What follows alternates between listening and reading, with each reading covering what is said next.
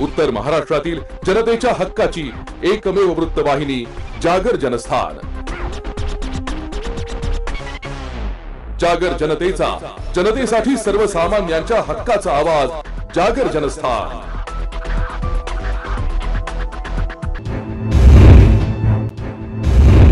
सर्वसामान्यांच्या हक्काचा आवाज जागर जनस्थान।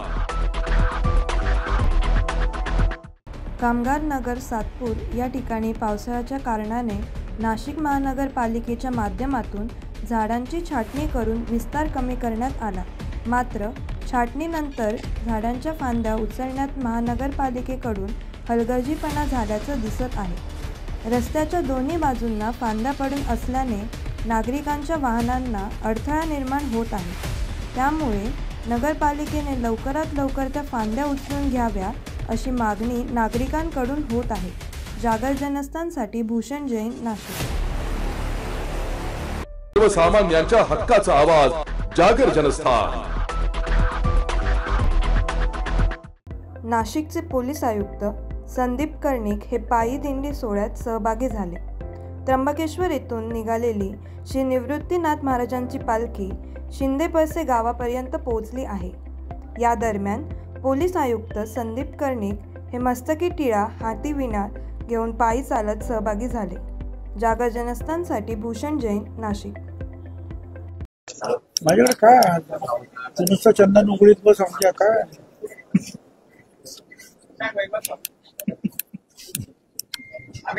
एक मिनिट परत नाही देणार।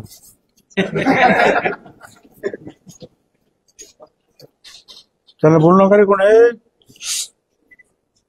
चालेल कॅमेरा ऍक्शन। साहेब 18व्या संसदेचं अधिवेशन आजपासून सुरू होत आहे। खासदार आज उद्या शपथ घेतील, काय नेमकी अपेक्षा आहे महाराष्ट्राला या दिवशी? आता असं आहे ना की महाराष्ट्राला जी काही अपेक्षा आहे ते आपण जे निवडून पाठवलेले जे खासदार आहेत ते हुशार आहेत, कर्तव्यदक्ष, ते त्याच्यामध्ये लक्ष घालतील ना। आता आम्ही आता इथे आमचं अधिवेशन सुरू होईल राज्याचं, त्याच्यामध्ये बाकी प्रश्न तर खूप आहे। कांद्याचा प्रश्न आहे, पाण्याचा प्रश्न आहे, कुंभमेळ्याचा प्रश्न आहे, वेगवेगळ्या उद्योगधंद्याचा, बेकारीचा, वाटेल तेवढे प्रश्न आहेत। आता त्यांच्याकडून ते जातगणना जे आहे तोही मुद्दा आहे, तो पण लोक उठवतीलच ना। आता साहेब आता विधानसभा निवडणुकीपूर्वीचं अधिवेशन आहे, त्यामध्ये सत्ताधाऱ्यांच्या झोळीत भरभरून निधीचं दान हे दिलं जाईल। कुठे मिळालंय? अजून दमडा सुद्धा कोणाला दिला नाही तरी भरभरून दान असलं दान। आणि जे काय आता ते काय दान असतं काय? ते कोणाचे रस्ते करायचे, कोणाची शाळा करायचे। आता 2-3 महिने झालेले आहेत, 2 महिने त्या इलेक्शनचे, निवडणुकीचे, आणि हे शिक्षक निवडणूक 3-4 महिने झालेले आहेत। सगळं वर्क ऑर्डर काम सगळं बंद आहे म्हणजे विशेषतः 2 महिन्याचं काम बंद आहे, 2-2.5 महिन्याचं अख्ख्या महाराष्ट्रात। आणि आमचं जे आहे जिथे जिथे शिक्षक आणि पदवीधारक निवडणुका आहे तिथे तर 3-3.5 महिने काम बंद आहे।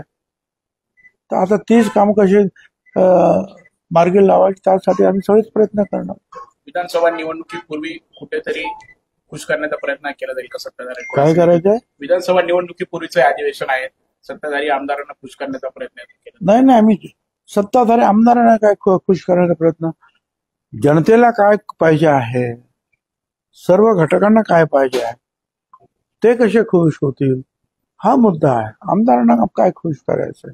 त्यांना खुश केलं की आमदार खुश होतात। धनगर आरक्षणाचा मुद्दा पुन्हा एकदा चर्चेत आलेला आहे। धनगर आरक्षणाचा मुद्दा चर्चेत आलेला आहे, मात्र धनगर आरक्षणावर आतापर्यंत बोलणारे जे नेते होते भाजपच्या एकूणच संबंधात, ते या संदर्भात आता बोलताना दिसत नाहीये असं मला काही माहित नाहीये। तो विषय माझ्याकडे नाही, कोण बोलत नाही, कोण बोलत होतं मला काय सांगायचं। पण ओबीसीचं आरक्षण आज ते ओबीसी मध्ये आहे, ते ओबीसीचं आरक्षण वाचवण्यासाठी आम्ही सगळे एकत्रित आहोत आणि ते आम्ही लढतो आहोत। आणि बाकीच्या काही मागण्या आणखी सुद्धा आहेत, त्याची लढाई ती चालू राहील। मुस्लिमांना देखील ओबीसीमधनं आरक्षण द्यावं, हे बघा, मुस्लिमांना ओबीसीत आरक्षण द्या अशी मागणी कोणी केली? त्यांना म्हणा तुझा अभ्यास कमी आहे. तुला माहिती आहे का 25 वर्षापूर्वीच मुस्लिम समाजातील या घटकांना, जे बागवान आहेत म्हणजे माळी, जे मणियार आहेत म्हणजे कासार, जे खाटीक आहेत म्हणजे कुरेशी, अशा ओबीसी घटकांना आरक्षण दिलेलं आहे. आणि त्यावेळेला स्वतः जे सिनेस्टार दिलीप कुमार यांनी त्याच्यामध्ये पुढाकार घेतला होता. ते माझ्याकडे आले, ते त्यावेळेला विलासराव देशमुख जे मुख्यमंत्री होते त्यांच्याकडे सुद्धा गेले, पवार साहेबांकडे गेले. आणि त्याच वेळेला जे इथला व्यवसाय आणि तिकडचा व्यवसाय त्याचं जे साम्य आहे त्या लोकांना मिळाले, आरक्षण दिलंय. त्याला उगीच माहीत काही नसतं हो. काय बोलायचं म्हणून बोलायचं, कधी मुसलमानांना खुश करण्यासाठी, तर कधी धनगर समाजांना खुश करण्यासाठी, कधी वंजारी समाजांना खुश करण्यासाठी. त्याला म्हण तू त्यांची काळजी करून तुला एक अभ्यास करावा होता. आणि त्यासाठी जे आहे तुम्हाला कल्पना नाही, शब्बीर अन्सारी नावाचे जालन्यातलेच एक मुसलमान समाजाचे पुढारी, त्यावेळेला सुद्धा वाद निर्माण झाला की आमच्या मुसलमानांमध्ये जाती नाहीत, अमुक नाही तमुक नाही. त्यावेळेला त्या शब्बीर अन्सारी यांना मुसलमान समाजातून सुद्धा विरोध झाला. पण त्या विचारांनी कास सोडली नाही, जिल्ह्यात गेले, गावागावात गेले आणि त्याच्यामध्ये यश मिळवलेलं आहे.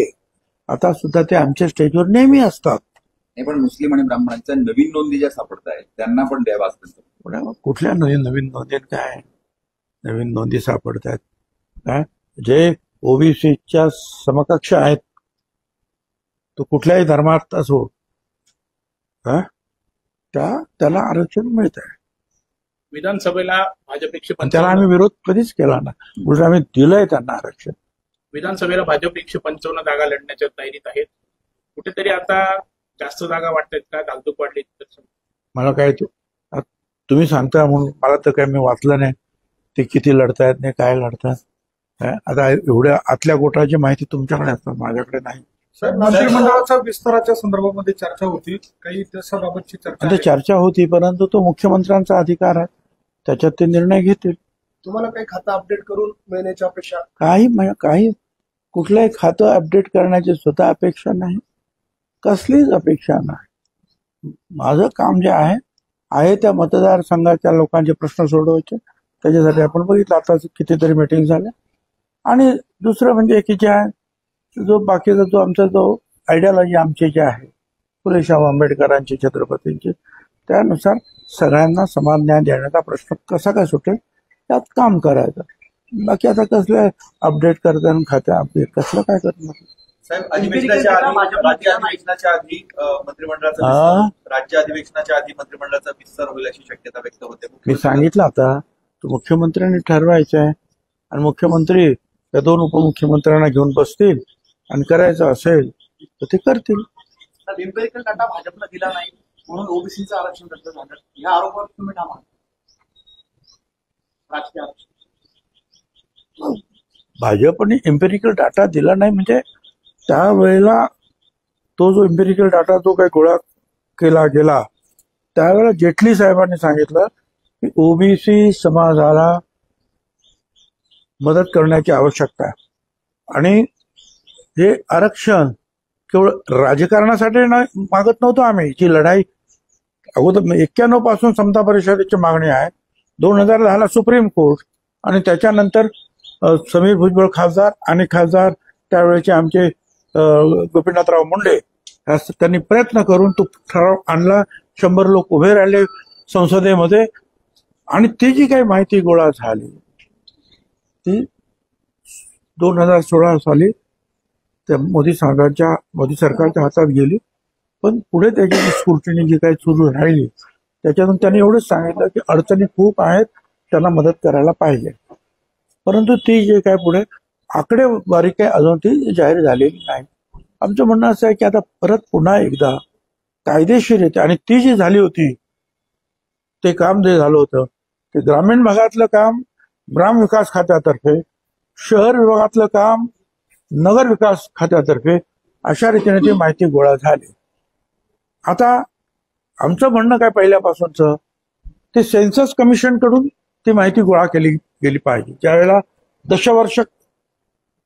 दशवार्षिक जातगणना होते त्यावेळेला त्याच्यात फरक असा आहे की सेन्सस कमिशन तर्फे ज्या वेळेला माहिती गोळा होते त्यावेळेला चुकीची माहिती जर कोणी जर दिली आणि ते सिद्ध झालं तर त्याला सजा आहे, कायदेशीर त्याला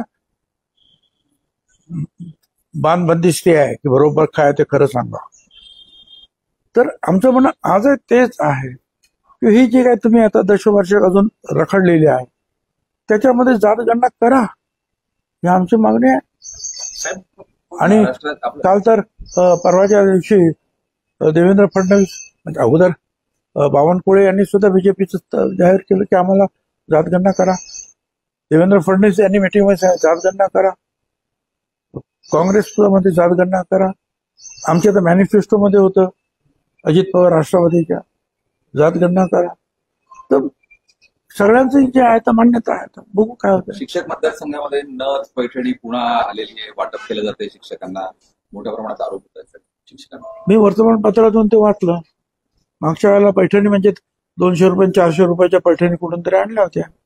काय म्हणजे एक तर ते घेणं चुकीचं आहे आणि घेतल्यानंतर ते सगळ्यांना दाखवत होते की काय हालत होते. ते एक दिवस सुद्धा कोणी ते वापरू शकले नाही. फसवेगिरी आहे. तर फसवेगिरीला कोणीही बळी पडता कामा नये आणि विशेषतः शिक्षक वर्ग असेल त्याच्याकडून या अशा बातम्या येताच कामा नये की कोणीतरी जे आहे काहीतरी वाटतो आहे, कोणीतरी ते घेतो आहे आणि त्याच्यावर मतदान करतो. शिक्षकांकडून तरी सुद्धा जे आहे या अपेक्षा सामान्य लोक आमच्यासारखे पण करत नाही. कारण त्यांना आपण गुरुवर्य म्हणतो आहे. त्यांनी जे काही करायचं मतदान ते सद विवेक बुद्धीला ठेवून योग्य उमेदवाराला करावं. तुमच्या पक्षाचा उमेदवार आहे, त्याला माघारीसाठी मुख्यमंत्र्यांनी प्रयत्न केले मात्र माघार. ठीक. आता असं आहे ना, आमच्या पक्षाच्या जे अध्यक्ष आहेत ते जोपर्यंत त्यांनी सांगितलेलं नाही तोपर्यंत त्यांनी माघार घेतलेली नाही आणि ते कामाला लागलेले आहेत. सध्या ते एकटे पडलेले आहेत, महायुतीची साथ त्यांना मिळत नाही. अजितदादा नाराज आहेत अशी चर्चा जीएसटीच्या बैठकीत पण नव्हते. अजित पवार अजितदादा जीएसटीच्या बैठकीला नाहीये, ते नाराज असल्याची सध्या चर्चा आहे. मला काय माहित, मला काय तसं काय दिसलेलं नाही. सर्व मिटिंग महेंद्र भावसारे एकटे पडलेले आहेत, त्यांना नाही. आम्ही सगळे बरोबर आहे. तुम्ही काही काळजी करू नका. चल पुढे. पंकजा मुंडे आणि आपण धनगर आरक्षणाचा मुद्दा आहे. मग तुम्ही अशा सांगा, कोणी सांगितलं करू ना. असं आहे की प्रश्न विचारताना जे आहे ना काहीतरी त्याला रिलेव्हन्स असेल तर विचारा. तुम्हाला मी इथे येतो बोलतो मग काही मला विचारत राहिलं. कोणी हा प्रश्न विचारला का तुम्हाला? कोणी विचारलं का? हे काय पंकजा ताई आम्ही सगळे आज आमचं ओबीसीचं आहे तेच चाललेलं आहे. ते वाचवण्यासाठी मग ते लक्ष्मणराव हाके असतील, धनंजय मुंडे, पंकजाताई मुंडे असतील, आम्ही सगळे जे आहे एकत्रित आहोत. बाकी प्रत्येक त्या घटकाचे सुद्धा काही वेगवेगळ्या मागण्या आहेत. त्या मागण्या त्यांच्या पद्धतीने ते लढत राहणार. आम्ही सुद्धा त्यांच्या मागे उभे राहणार. कोर्ट कचेऱ्यातून ते कशा पुढे जातील ते बघू. धन्यवाद. काँग्रेसच्या मुंबईतल्या बैठकी काय प्रश्न नसतो. तर महाराष्ट्रातील अग्रगण्य वृत्तवाहिनी जागर जनस्थानमध्ये सुवर्ण संधी. इगतपुरी, त्र्यंबकेश्वर, देवळा, संगमनेर, दिंडोरी, चांदवड, धुळे या ठिकाणी प्रतिनिधी नेमणे आहेत. तरी इच्छुकांनी 87 999 22 493 या व्हॉट्सअप नंबरवर आपला अलीकडचा फोटो आणि माहिती पाठवावी. जागर जनस्थानसाठी नाशिक. अडवतकर ज्वेलर्स म्हणजे आपल्या विश्वासाचं प्रतीक. अडवतकर ज्वेलर्स घेऊन आलाय आपल्यासाठी खास ऑफर. सोने आणि चांदीच्या खरेदीवर हमखास ऑफर फक्त अडवतकर ज्वेलर्स या ठिकाणी. तर वाट कसली बघताय, नक्की भेट द्या अडवतकर ज्वेलर्सला. आमचा पत्ता अडवतकर ज्वेलर्स, अगोरा कमर्शियल कॉम्प्लेक्स कॉर्नर, नाशिक 2. अधिक माहितीसाठी संपर्क क्रमांक 0253 25 78 544. आमचा मोबाईल नंबर 9225120344.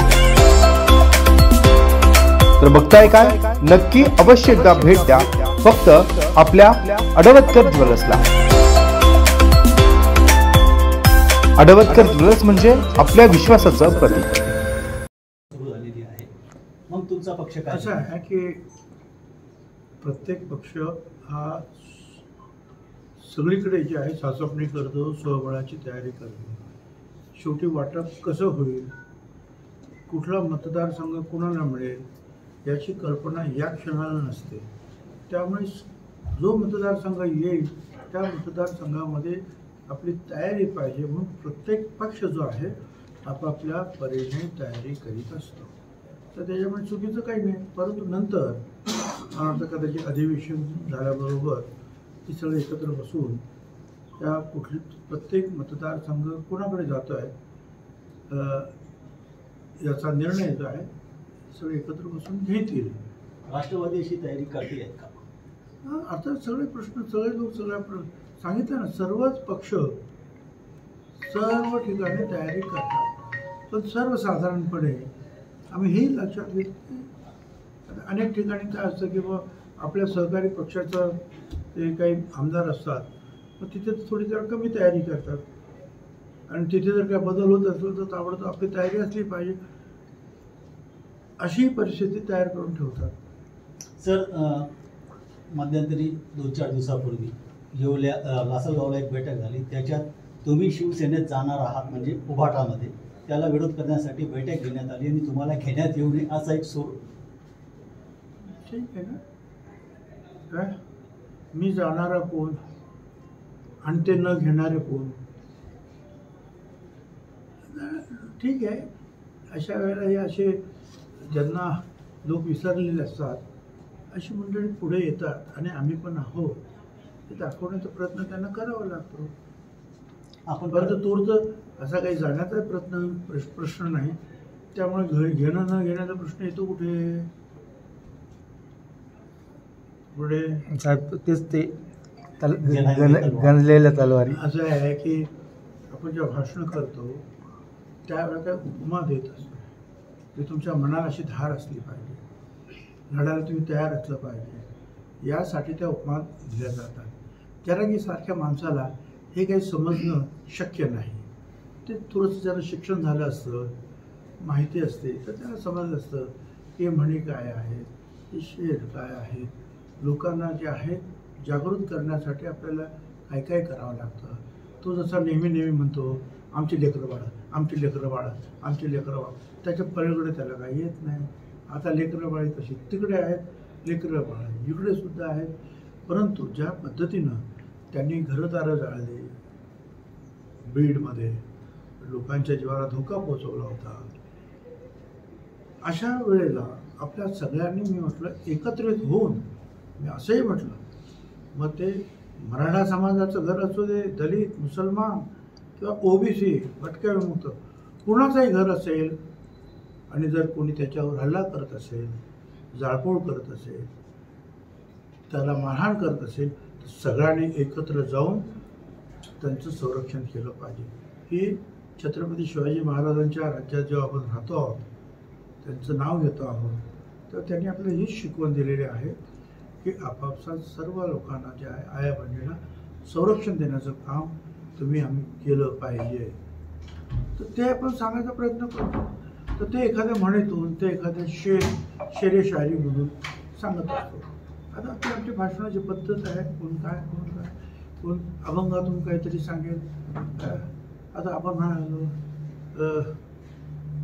भले तरी देऊ कासेची लंगोटी, नाठाळाच्या माती हाणू काठी, म्हणजे संत तुकाराम. म्हणजे असं नाही की मी उठलो तुमच्या डोक्यात काठ्या आणायला लागलो असं होईल का? तसंच आहे सर. पण प्रत्येक वेळेला आरक्षणाचा मुद्दा आला का तुम्हाला एकट्यालाच का टार्गेट केलं? ते त्यांना विचारलं. त्यांना याचं कारण असं आहे, सहजच आहे. 90 साली मी शिवसेना सोडली. त्यावेळेला सोडल्यानंतर काय परिस्थिती होती, किती दिवस हे तुम्हाला माहिती आहे. आणि तेव्हापासून कसं मला टार्गेट करण्यात आलं, तेव्हापासून मी ठरवलं. आणि ओबीसीला ते आरक्षण जे आहे, जे व्ही पी सिंग साहेबांनी अनाऊन्स केलं होतं, ते शरद पवार साहेबांच्या राज्यामध्ये आम्ही तिकडे त्यांच्याबरोबर गेल्यानंतर ते या राज्यामध्ये लागू करण्यात आलं. आम्ही तेव्हापासून त्या ओबीसी मागासवर्गीय असेल सगळे, अगदी आम्ही तर मुस्लिम दलित आदिवासी सगळ्यांसाठी कुठल्या ना कुठल्या मराठा समाजासाठी सुद्धा वेगवेगळ्या योजना आखणं, शिक्षणाच्या योजना आखणं, त्यांच्या मुलामुलींना चांगलं शिक्षण देण्याचा प्रयत्न करणं आणि घरं असतील तर घरंसुद्धा आपण सगळ्यांना देतो. रमाई योजना असेल, शबरी योजना असेल, ओबीसी घर योजना असेल, अनेक ज्या आहेत घरांच्या योजना आपण देतो. शेतीच्या ज्या योजना आपण देतो, ज्या वेळेला आपण एखाद्याचं कर्ज माफ करतो शेतकऱ्यांचं, ते सगळ्यांनाच करतो. असं आहे का फक्त मराठा समाजाला करतो, दलित समाजाच्या शेतकऱ्यांना नाही करत, तर ओबीसीला करत नाही, असं नाही होत. सगळ्यांनाच ते फायदे मिळतात. रस्ता केला सगळ्यांनाच फायदे मिळतात. पाणी आणलं सगळ्यांनाच त्याचा फायदा मिळतात. त्याच्यामुळे ते कामं ती कामं तर सगळ्यांसाठी आपण करतच असतो. आरक्षणाचा जो प्रश्न जो आहे हा संविधानातून जो आलेला आहे, 5000 वर्ष जे दबलेले आहेत, जे गावाच्या विषयी बाहेर राहत आहेत, ज्यांना दुय्यम वागणूक समाजात दिली गेलेली आहे, त्यांना वरती आणण्यासाठी हे संरक्षण आहे, हे आरक्षण आहे. हा गरीब हटावचा कार्यक्रम नाही, मी पण सांगितलं, आता लोक सांगायला लागले आहे. बरं, यांनी हे आरक्षण दिल्यामुळे ताबडतोब गरिबी हटली असंही होत नाही. आता आरक्षण आम्हाला कितीतरी दलितांना आहे, आदिवासींना आहे, झोपडपट्ट्यांमध्ये आणून तेच लोक विचार करत आहेत. गरीब तशी हटत नाही. गरीबी हटवण्यासाठी वेगळे कार्यक्रम आहेत. हे आहेत समाजामध्ये थोडी प्रतिष्ठा त्यांना प्राप्त व्हावी, शिक्षणातून, नोकरीतून, या राजकारणातून सुद्धा, यासाठी हे आरक्षण दिलं जातं. तर तुम्ही म्हणजे मराठा आरक्षणच्या विरोधात नाही, तुम्ही वारंवार असं सांगतात का त्यांना वेगळं आरक्षण द्यावं, तरी तुमची प्रतिमा मलिन करण्याचा प्रयत्न का केला? हे तुम्ही मराठा आरक्षणाच्या विरोधात नाही. 3 वेळा मी सांगितलं, 3 वेळा ज्या ज्या वेळेला कायदा आला आमच्यासमोर पास होण्याचा, त्याच्यावेळेला मी पहिल्या नंबरने हातवरती केलं की द्या वेगळं. पण एवढंच नाही, आता सुद्धा त्यांना वेगळं दिलंच, परंतु मोदी साहेबांनी सुद्धा 10% इकॉनॉमिकल बॅकवर्ड क्लासला दिलेलं आहे. नाही, EWSला, इकॉनॉमिक विकर सेक्शन, जे गरीब आहेत त्यांना 10%. आणि त्या 10%मध्ये सरकारने सांगितलं की मागच्या वर्षामध्ये त्या 10%त 8.5% केवळ मराठा समाजाचे गरीब लोक होते.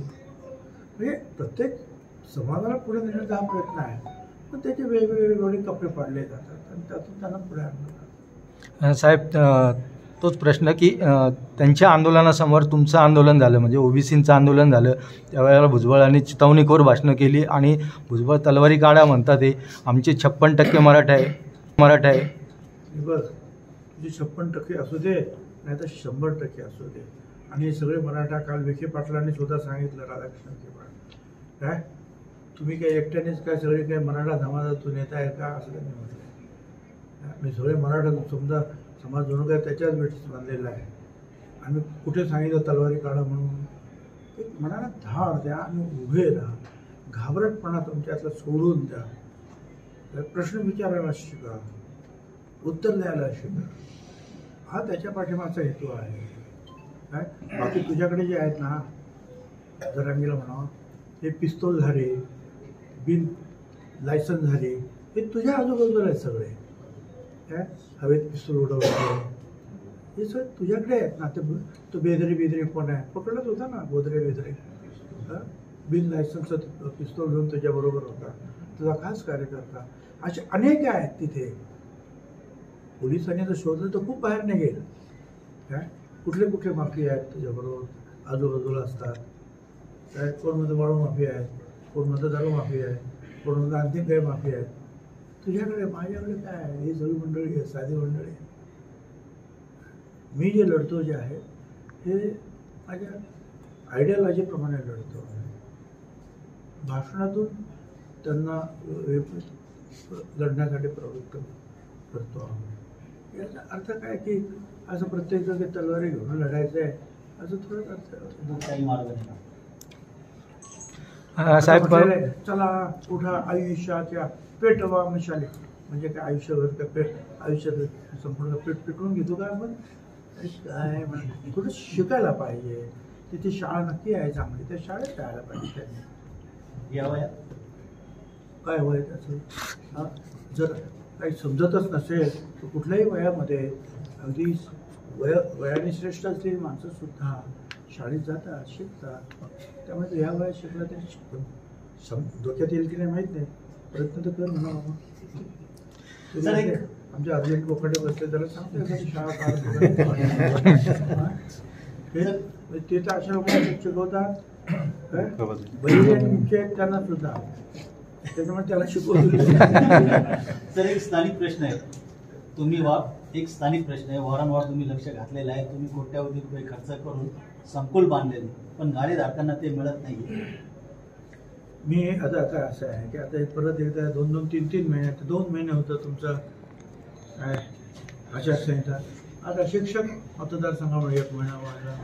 त्याच्यामुळे त्यांना सांगितलं आहे की त्याच्यातून जे आहे ते मार्ग काढा आणि म्हणजे मूळ आळधारकांना त्याच्यामध्ये लवकर जाता येईल असा प्रयत्न करा. बाकीच्यांनाही त्याच्यात सांभाळून घ्या हे सांगितलं आहे. शेवटी जे आहे नगरपालिका आहे ते काम करीत, त्याच्या पाठीमागे आम्ही लागू आहे. साहेब, पुण्यामध्ये ड्रग प्रकरण वाढतंय, खूप गाजतं आहे सध्या. आणि आता चंद्रकांत दादांनी असं विधान केलं की मी पालकमंत्री असताना माझ्या काळात असले कुठले प्रकार घडले नाही, पण आता अजितदादा पालकमंत्री आहे, तर या विधानाकडे तुम्ही कसं बघता? मग आता त्याला म्हणावं ह्या हे असं जर लावलं काय आणि कुणीतरी म्हणलं मी मुख्यमंत्री असताना घडत नव्हतं, मी होम मिनिस्टर असताना घडत नव्हतं, आता ते असं घडत आहे, तर चालेल का? हे गुन्हेगारी जी आहे ही प्रत्येकजण आपापल्या पद्धतीने निपटवण्याचा प्रयत्न करत असतो. ती उजेडात आली की मग ताबडतोब त्याच्यावर कारवाई केली जाते. पण अनेक लोक घाबरून जे आहेत ते उजेडात सुद्धा येऊ देत नाही, त्याच्यावर बोलत नाही. त्याचं श्रेय ते अजिबात याचा अर्थ असा सांगू शकतात का की अजिबात नव्हतंच. काहीतरी आपलं बोलताना जे आहे थोडंसं जरा बरं समोरच्या पार्टीने बोललं तर ठीक आहे, बरोबरच्या लोकांनी एकमेकाच्या बरोबर जास्त बोललं. एक अशी अफवा पसरवली जाते का भुजबळ साहेब पुढची निवडणूक येवल्यातून लढवणार. आता तुम्हीच म्हणा, त्याचे उत्तर पण तुम्हीच दिलेलं ना. अफवा पसरवली जाते म्हणजे अफवा आहे. सर एक शिक्षक मतदारसंघाचा प्रश्न, किशोर दराडे यांनी सांगितलं आहे की धुळ्याचे जे मुरलीधर भावसा आहे तर हे त्यांना जे उभं केले गेलेले आहेत ही राजकीय स्ट्रॅटर्जी आहे, राजकीय खेळी आहे. राजकीय खेळी मला काय माहिती आहे, कारण मी त्यांना उभं केलं नाही. माझ्या पक्षानं त्यांना एबी फॉर्म दिला, आमच्या अध्यक्षाने त्यांना उभं करायला ठरवलं आणि ते एबी फॉर्म मिळाल्यानंतर ते माझ्याकडे भेटायला आले. तोपर्यंत मी त्यांना कधी भेटलेलो सुद्धा नव्हतो. परंतु आता आमच्या पक्षाने उभं केलं तर आम्ही सांगणारच की उभं राहा. आता तुम्ही खेळता तो काय क्रिकेट खेळ आहे का? कसली खेळी आहे ती? राजकीय खेळीच आहे ना. नाही ना, तर तुम्ही शिक्षक आहात ना, तर स्वतःच्या जोरावर जे आहे ना मतं मिळवा ना. त्याच्यासाठी मुख्यमंत्र्यांना उतरवण्याचं काय कारण आहे? आम्ही तरी अजून उतरलो नाही मंत्री म्हणून, कुठे प्रचाराला गेलो नाही, तर तुम्हाला ते लागतात. तर मागचे 6 वर्ष तुम्ही होता, मग तुम्हाला गरजच काय काय कोणाची मदत घ्यायची? तुम्ही तर सर एवढं आणि तुम्ही एवढं काम केलेलं आहे, डोंगरा एवढं पर्वत एवढं, का तुम्ही आता तुमचंच होणार आहे? ओके. तर महाराष्ट्रातील अग्रगण्य वृत्तवाहिनी जागर जनस्थानमध्ये सुवर्ण संधी. इगतपुरी, त्र्यंबकेश्वर, देवळा, संगमनेर, दिंडोरी, चांदवड, धुळे या ठिकाणी प्रतिनिधी नेमणे आहेत. तरी इच्छुकांनी 87 999 22 493 या व्हॉट्सअप नंबरवर आपला अलीकडचा फोटो आणि माहिती पाठवावी. जागर जनस्थानसाठी नाशिक. अडवतकर ज्वेलर्स म्हणजे आपल्या विश्वासाचं प्रतीक. अडवतकर ज्वेलर्स घेऊन आलंय आपल्यासाठी खास ऑफर. सोने आणि चांदीच्या खरेदीवर हमखास ऑफर फक्त अडवतकर ज्वेलर्स या ठिकाणी.